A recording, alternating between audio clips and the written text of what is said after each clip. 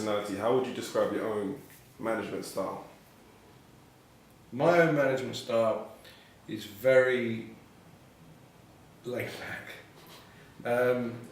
My management style, I've never sort of looked at me and said, oh, I've got this management style. It's quite, I would never categorise myself to say I've got a management style. You know, I'm honest. I'm honest. The one thing that you've got to have in this business is integrity.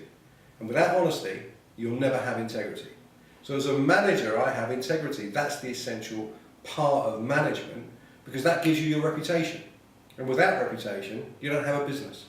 So my style of management is honesty. And if that means telling an artist something they don't want to hear, you know what? That's what I'm going to do. And if I don't like it, this is the wrong home. Then, like I say, get your mother to manage you, get your best friend to manage you, get your girlfriend to manage you and tell you how great you are. This is not the home where I'm going to tell you how great you are. This is, I'm going to tell you the truth.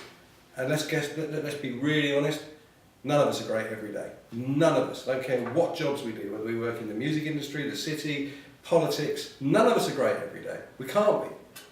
But it's important that we're better on most days than we're not. So my job is to guide artists, to help them and create something that is not only commercially successful for them, but it's something that has the integrity for me and for them.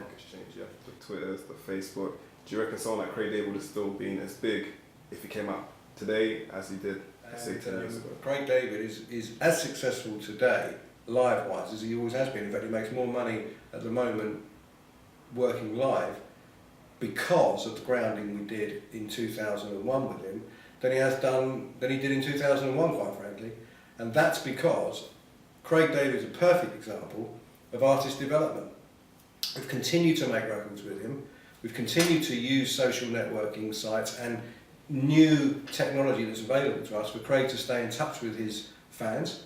And Craig is recording a new album at the moment that, interestingly, it's an album that I've said, Craig, you know, you've been on this roller coaster for 10 years. You've earned the right and to do what you did with Born to Do It. And that's make a record that I have absolutely no commercial input in to say, well, radio will play that or they won't play that, which is unfortunately what happens when you have a 7 million selling record as your first record. You're on the roller coaster, like it or not, you're on it.